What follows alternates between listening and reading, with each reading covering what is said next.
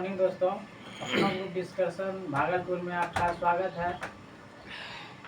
सभी दोस्तों को नमस्कार, गुड मॉर्निंग। तो चलिए हम लोग जो है हिस्ट्री को आगे बढ़ाएंगे। पिछले क्लास में हम लोग आंदोलन के बारे में पढ़ रहे थे, आज उसको पूरा करेंगे। तो पिछले क्लास में हम लोग संथाल विद्रोह के बारे में पढ़ रहे थे। तो संथाल विद्रोह कब स्टार्ट हुआ था? 1855 में 1855 में स्टार्ट हुआ था। प्रमुख नेता कौन था इसका? सिद्धू कानू और चांद भैरव, चार भाई था। आज जो है भील विद्रोह के बारे में पढ़ेंगे। पता है भील जो है, भीलों की आदिम जाति पश्चिमी तट के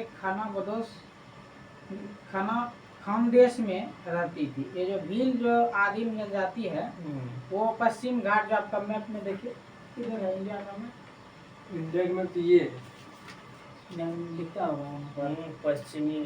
तो पश्चिम घाट में जो है ना खानदेश में रहती थी भील जनजाति। ठीक है। 1818 से लेकर के 1831 ईस्वी तक इन लोगों ने अपने नए स्वामी अंग्रेजों के विरुद्ध विद्रोह कर दिया था। 18 से 31 के बीच अंग्रेजों के विरुद्ध विद्रोह कर दिया था। कंपनी के अधिकारियों का कथन था कि इस विद्रोह को पेशवा बाजीराव द्वितीय तथा उसके प्रतिनिधि त्र्यंबकाजी दंगालिया ने प्रोत्साहन किया था। मतलब अंग्रेज का कहना था कि जो है वहाँ का पेशवा बाजीराव द्वितीय और उसका प्रतिनिधि जो था वो त्र्यंबकाजी दंगालिया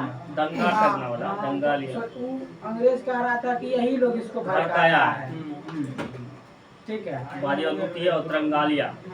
त्र्यंबकाजी वास्तव में कृषि संबंधित कष्ट तथा नई सरकार का भय ही इस विद्रोह का कारण था। वास्तव में तो कृषि से मतलब लेता होगा, ज्यादा कर लेता होगा, इसलिए उसका भय और नई सरकार का भय था इस विद्रोह का प्रमुख कारण था।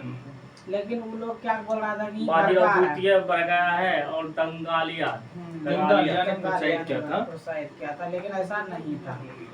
1825 ईस्वी में सेब्रम के नेतृत्व में इन लोगों ने विद्रोह किया। सेब्रम के नेतृत्व में सेब्रम 1825 ईस्वी में सेब्रम के नेतृत्व में इन लोगों ने विद्रोह किया। ब्रिटिश सेना काफी प्रयास करने के बाद इन विद्रोह को कुचल दिया गया। भील विद्रोह को कुचल दिया गया। तो भील विद्रोह खत्म हुआ। उसके बाद आता है रंपा विद्रोह। 1825 में सेब्रम के नेतृत्व में भील विद्रोह स्टार्ट हुआ था। सेब्रम उसका था बाजीराव द्वितीय, वो उसका कहना था, दंगालिया उसका कहना था, लेकिन ऐसा हुआ था नहीं। किसके नेतृत्व में ये आंदोलन चला था? तो सेब्रम के नेतृत्व। ब्रिटिश सरकार ने इसको दबा दिया। ठीक है। उसके बाद आता है रंपा विद्रोह। रंपा विद्रोह जो है आंध्र प्रदेश के गोदावरी जिले के उत्तर में स्थित रंपा पहाड़ी क्षेत्र में हुआ था। रंपा विद्रोह कहाँ हुआ था? आंध्र प्रदेश के आंध्र प्रदेश के उत्तर में स्थित है, गोदावरी नदी के उत्तर जिले। तो वहीं से स्टार्ट हुआ था रंपा विद्रोह। आदिवासियों का यह विद्रोह साहूकारों के शोषण और वन कानूनों को विरुद्ध हुआ था। ठीक है, मतलब जो आदिवासी था इसका शोषण कर रहा था। शोषण कर रहा था। और साहूकार जो है इसका शोषण कर रहा था। और कुछ वन कानून भी बनाया था, जैसे जंगल को नहीं काटना और इस तरह से वहाँ जो पशु पक्षी मारता है तो वो कानून होगा, उसके विरुद्ध हुआ था। उसको जनजाति को मना किया होगा, इसीलिए उन्होंने विद्रोह कर दिया। 19वीं सदी के उत्तरार्ध में सुरजी भगत एवं गोविंद गुरु नामक समाज सुधारकों ने अच्छा वो खत्म हो गया कि हो गया खत्म। 19वीं सदी के उत्तरार्ध में सुरजी भगत एवं गोविंद गुरु नामक समाज सुधारकों ने राजस्थान की मैवाड़, डूंगरपुर, बांसवाड़ा, प्रतापगढ़, सिरोही, पाली इत्यादि रियासतों में बसी भील जनजाति में सामाजिक सुधारों के प्रयास किए गए थे। मतलब सुरजी भगत और गोविंद गुरु ने क्या किया? राजस्थान में था भील जाति, उसको उत्थान करने के लिए, समाज सुधार करने के लिए उन्होंने एक विद्रोह छीड़ दिया। नहीं कहता तो है वो क्षेत्र कौन कौन सा था? मेवाड़, मेवाड़, डूंगरपुर, बांसवाड़ा, प्रतापगढ़, सिरोही, पाली इत्यादि। ठीक है। गोविंद गुरु, इन्हें लसोड़िया भी कहा जाता है। लसोड़िया भी कहा लसोड़िया भी कहा है है। गोविंद गुरु को। गोविंद गुरु को लसोड़िया कहा जाता है। गोविंद गुरु ने भीलों को संगठित करने के उद्देश्य से 1883 ईस्वी में सभ्य सभा की स्थापना किया था। गोविंद गुरु ने किसकी स्थापना किया? सभ्य समाज सभा की सभा का सभ्य स्थापना सभा 1883। 83। गोविंद गुरु को लसोड़िया आंदोलन का प्रवर्तक माना जाता है। लसोड़िया भी कहा जाता है। हाँ। गोविंद गुरु गोविंद गुरु जो था उसको लसोड़िया आंदोलन का प्रवर्तक माना जाता है। उसके बाद था मुंडा जो आदिवासियों का विद्रोह 1899-90 के बीच में हुआ था। 1900 मुंडा मुंडा आदिवासियों का विद्रोह कब से हुआ था? 1899 से 1900 के बीच हुआ था। था। इसका नेतृत्व बिरसा मुंडा ने किया था। ठीक है। मुंडा भी तो नेतृत्व किसने किया था? बिरसा मुंडा ने किया था।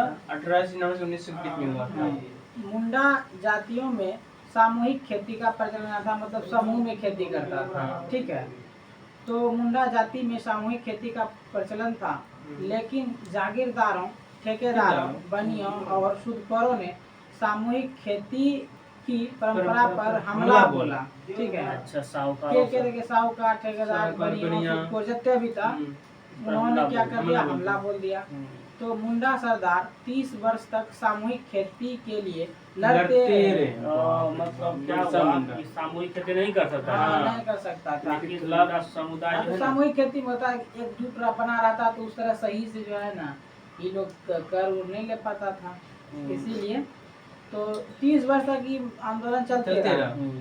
इस इनका यह विद्रोह सरदारी लड़ाई के नाम से भी जाना जाता है। ठीक है। मुंडा विद्रोह को सरदारी लड़ाई भी कहा है। विद्रोह सरदारी लड़ाई के नाम से भी जाना जाता है।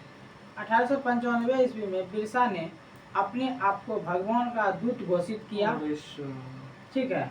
तो बोलेगा कि बिरसा मुंडा अपने आप को भगवान का दूत कब घोषित किया? 1895 ईस्वी में बिरसा मुंडा अपने आप को भगवान साबित किया। भगवान का दूत घोषित किया। मुंडा विद्रोह को उलगुलान, जिसको कहते हैं महान हलचल के नाम से भी जाना गया है। ठीक है। मुंडा विद्रोह को उलगुलान विद्रोह के नाम से भी जाना गया है। यह विद्रोह इस अवधि का सर्वाधिक प्रसिद्ध आदिवासी विद्रोह था। ठीक है। मतलब उस सबसे लास्ट, मतलब 19वीं शताब्दी का लास्ट में जो था सबसे महान आदिवासी विद्रोह हुआ था, तो वो मुंडा विद्रोह था। यह विद्रोह इस अवधि का सर्वाधिक प्रसिद्ध आदिवासी विद्रोह था। मुंडा की पारंपरिक सामूहिक खेती वाली भूमि व्यवस्था, खुटकटी या मुंडारी के जमींदारी या व्यक्तिगत भूस्वामित्व वाली भूमि व्यवस्था में परिवर्तन के विरुद्ध मुंडा विद्रोह की शुरुआत हुई थी। क्या कहा कि यह विद्रोह जो है, यह विद्रोह जो है मुंडाओं की पारंपरिक सामुदायिक खेती, सामूहिक खेती वाली भूमि व्यवस्था, जिसको कहते हैं खुटकटी या मुंडारी के जमींदारों या व्यक्तिगत भूस्वामित्व वाली भूमि व्यवस्था में परिवर्तन के विरुद्ध मुंडा विद्रोह की शुरुआत हुई। तो पहले हम लोग पता चल गया था कि सामूहिक खेती पर लगा था, इसलिए मुंडा विद्रोह स्टार्ट हुआ था। लेकिन कालांतर में बिरसा ने इसे धार्मिक राजनीतिक आंदोलन का प्रारूप, मतलब रूप जो है प्रदान कर दिया। कालांतर 30 साल जो चला ना, उसके बाद कालांतर में आया बहुत जो इधर मतलब आया, तो उसको इसने क्या कर दिया? राजनीतिक और धार्मिक दोनों बना दिया, आंदोलन का रूप प्रदान कर दिया। इनको जगत पिता या धरती आबा कहा जाता है। इनको जगत पिता या धरती आबा कहा जाता है। उसने कहा कि डिकुआ, जो कि गैर आदिवासी है, से हमारी लड़ाई होगी और उसके खून से जमीन इस तरह लाल होगी जैसे होता है लाल झंडा। मतलब बोला कि गैर आदिवासी, जो आदिवासी नहीं है, उससे हमको लड़ाई है और उससे ऐसे लड़ाई होगा जैसे जमीन से, मतलब खून लाल हो जाता है ना, उसी तरह जमीन लाल होगा झंडा की तरह। और 3 मार्च 1900 ईस्वी को चक्रधरपुर के जामकोपई जंगल में सोते समय बिरसा को गिरफ्तार कर लिया। 3 मार्च 1900 ईस्वी को चक्रधरपुर के जमकोपाई जंगल में जमकोपाई जंगल में बिरसा मुंडा सोते को समय बिरसा मुंडा को 1900 गिरफ्तार कर में लिया गिरफ्तार कर लिया। और 9 जून 1900 को जेल में ही उनकी मृत्यु हो गई। ठीक है, तो 9 जून 1900 को उसकी जो है जेल में ही मृत्यु हो गई। बिरसा मुंडा का कार्य क्षेत्र जो था वो रांची से लेकर के भागलपुर तक था। ठीक है, रांची से लेकर के पुराना तक आंदोलन चलाता था। बिरसा ने अनेक देवताओं जैसे बोंगा को पूजा को छोड़कर अपने अनुयायी से एक ईश्वर, जिसको कहते हैं सिंह बोंगा, की पूजा करने का आह्वान किया। बोला कि सभी देवताओं को मत करिए, एक देवता जिसको कहते हैं सिंह बोंगा, उसके पूजा करने का आह्वान किया। मतलब मुंडा विद्रोह खत्म। अगला पॉइंट है कि ठक्कर बापा ने जनजाति लोगों के संबंध में आदिवासी शब्द का प्रयोग किया था। जो जनजाति लोगों के आदिवासी किसने कहा था? जनजाति नहीं कहेंगे, उसको आदिवासी कहेंगे। इसने किसने कहा? ठक्कर बाबा ने कहा, जो आदिवासियों का मसीहा कहे जाते हैं। ये हरिजन सेवक संघ के महासचिव थे। हरिजन सेवक संघ के महासचिव ठक्कर बाबा थे। ठक्कर बाबा। हो जिया हो विद्रोह 1820-21 में हुआ था। हो जिया हो विद्रोह कब हुआ था? 1820-21 में हुआ था। ठीक है, हो जिया हो विद्रोह, जिनका केंद्र बिहार का संथाल परगना था। बिहार में जो संथाल परगना है वहाँ हुआ था हो विद्रोह या भोज विद्रोह। खेरवार आदिवासी आंदोलन भागीरथ मोंझी के नेतृत्व में 1874 में हुआ था। खेरवार आदिवासी आंदोलन, खेरवार आदिवासी आंदोलन भागीरथी मोंझी के नेतृत्व में 1874 में हुआ था। संभलपुर की गद्दी के दावेदार सुरेंद्र नाथ साई ने यहाँ ब्रिटिश विरोधी आंदोलन का नेतृत्व किया था। संभलपुर की गद्दी के दावेदार सुरेंद्र साई ने यहाँ ब्रिटिश विरोधी आंदोलन का नेतृत्व किया था। अगला पॉइंट है कि 1862 ईस्वी में उसने आत्मसमर्पण कर दिया। 1862 ईस्वी में आत्मसमर्पण कर दिया। किसने? सुरेंद्र साई। 1862 में आत्मसमर्पण कर दिया। अगला है मोपला विद्रोह। मोपला विद्रोह से परिचित होंगे तो बहुत मोपला विद्रोह जो है केरल के मालाबार क्षेत्र में वर्ष 1921 में हुआ था। ठीक है, मोपला विद्रोह केरल के मालाबार क्षेत्र में वर्ष 1921 में हुआ था। यहाँ पर काश्तकार अधिकतर बटाईदार मुसलमान थे। ठीक है, जो बटाई लेता था ना ज्यादा मुसलमान थे, तथा जमींदार अधिकतर हिंदू थे। जमींदार हिंदू था लेकिन उसका बटाईदार मुस्लिम था। यह आंदोलन जमींदारी के शोषण के खिलाफ था। मतलब जो जमींदार शोषण करता था उसके खिलाफ था मोपला विद्रोह। अगला था मोपला विद्रोह। यही था कि बटेदार लेता था मुस्लिम लोग और जमींदारी हिंदू वर्ग लोग इसको ज्यादा कर लिया जाता था, शोषण करता था, इसलिए मोपला विद्रोह हो गया था। ठीक है, उसके बाद था अहोम विद्रोह। अहोम विद्रोह जो है वो 1828 ईस्वी में प्रारंभ हुआ था तथा 1828 ईस्वी में प्रारंभ हुआ था।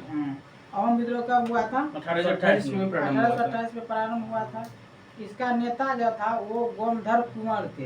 अहोम विद्रोह का नेता गोमधर कुंवर थे। गोमधर कुंवर थे। तनो भगत आंदोलन का प्रारंभ जो है उराव आदिवासियों के मध्य 1914 में छोटा नागपुर में हुआ था। उराव आदिवासियों के मध्य तनो भगत आंदोलन छोटा नागपुर में 1914 में हुआ झारखंड में। इस आंदोलन के नेतृत्वकर्ता जतरा भगत, बलराम भगत तथा देवनिया भगत आदि थे। ठीक है, तो तना भगत का कौन कौन था नेतृत्वकर्ता? जतरा भगत, बलराम भगत तथा देवनिया भगत आदि। कब हुआ था? 1914 में हुआ था। नागपुर में हुआ था। अगला पॉइंट है कि महात्मा गांधी और उसकी विचारधारा से प्रभावित होने वाले पहले जनजाति नेता जदोनांग या जोरानांग थे। जदोनांग या जोरानांग थे। वे मणिपुर के नागा जनजाति के अग्रणी स्वतंत्रता सेनानी थे। कौन? जदोनांग या जोरानांग।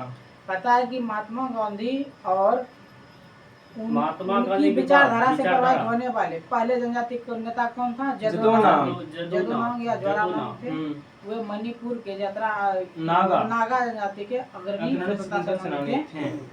ठीक है, तो यहाँ जो है आपका थ्योरी खत्म हो रही है मेरे दोस्तों। अगला जो है आपका ऑब्जेक्टिव है ना, या चलिए ऑब्जेक्टिव को कर लेते हैं। लंबा है, चलो कर लें क्या? कुछ कर लीजिए, अभी कुछ 20 को भी कर लीजिए, उसके बाकी बाद 50 को कल कर देंगे। या 70-80 वो है। 70-80 अप्रोक्स में है सर। ओके। सबसे पहला क्वेश्चन है कि 1857 के विद्रोह के ठीक बाद बंगाल में निम्नलिखित में से कौन सा विप्लव हुआ था? विप्लव तो हुआ ये तो नील नील विप्लव हुआ था, उत्तर का ठीक है, बता रहा है। नील विप्लव हुआ था। अगला क्वेश्चन है कि नील कृषकों की दुर्दशा पर लिखी गई पुस्तक नील दर्पण के लेखक कौन है? दीनबंधु। दीनबंधु। नील दर्पण का लेखक कौन है? दीनबंधु। प्रसिद्ध नाटक नील दर्पण, जिसमें इंडिगो की खेती करने वाले किसानों के दमन का चित्रण किया गया, इसकी रचना है, किसकी रचना है? ये तो दीनबंधु मित्र की रचना है। दीनबंधु मित्र की रचना है। नील दर्पण नाटक का लेखक कौन है? दीनबंधु दीनबंधु मित्र है। अगला है कि निम्नलिखित में से किस कारण से भारत में 20वीं शताब्दी के आरंभ में नील की खेती का ह्रास हुआ? इसका सही जवाब है क्या? नई खोजों के कारण विश्व बाजार में इसका अलाभकर होना। कोई लाभ नहीं मिला था कर में। वंदे मातरम गीत किसने लिखा था? बंकिम चंद्र चटर्जी ने लिखा था। वंदे मातरम गीत किसने लिखा था? बंकिम चंद्र चटर्जी ने लिखा था। आनंद मठ उपन्यास की कथा वस्तु आधारित है सन्यासी विद्रोह पर। सन्यासी विद्रोह पर जो है आनंद मठ उपन्यास का कथा वस्तु आधारित है। अगला है कि निम्नलिखित विद्रोह में से किसको बंकिम चंद्र चटर्जी ने अपने उपन्यास आनंद मठ में उल्लेख करके प्रसिद्ध किया है? तो अभी तो पढ़े थे सन्यासी विद्रोह। निम्नलिखित में से किसने अपनी कृतियों द्वारा सन्यासी विद्रोह का ख्याति प्रदान किया है? तो बंकिम चंद्र चटर्जी। बंकिम चंद्र चटर्जी के प्रसिद्ध उपन्यास आनंद मठ का कथानक आधारित है किस पे? सन्यासी के विद्रोह पर। अगला है कि मुंगेर के बढ़िया ताल विद्रोह का उद्देश्य क्या था? तो यह था काश्तकारी भूमि की वापसी की मांग। बागस्पति भूमि की वापसी की मांग। बकास्त भूमि की वापसी की मांग था क्या? बढ़िया ताल मुंबई जो मुंगेर में हुआ था, बढ़िया ताल में विद्रोह, तो बकास्त भूमि की वापसी की मांग था। 19वीं शताब्दी के दौरान होने वाले वहाबी आंदोलन का मुख्य केंद्र कहाँ था? ये पटना था। हाँ, ये पटना था, ठीक है।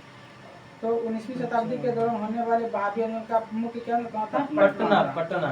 कूका आंदोलन को किसने संगठित किया था? कूका गुरु राम सिंह।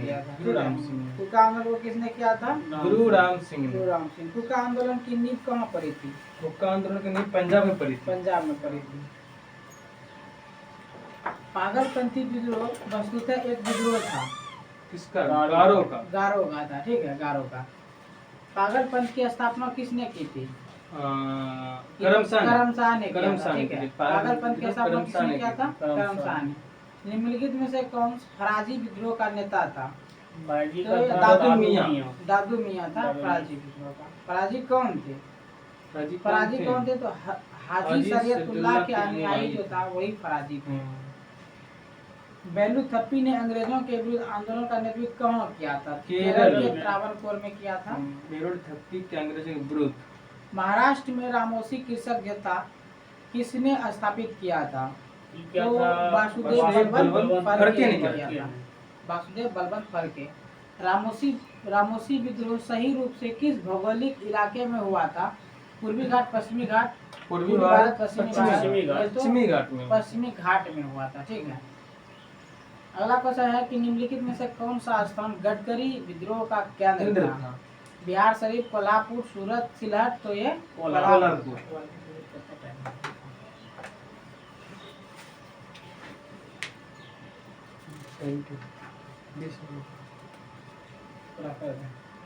कर देते हैं।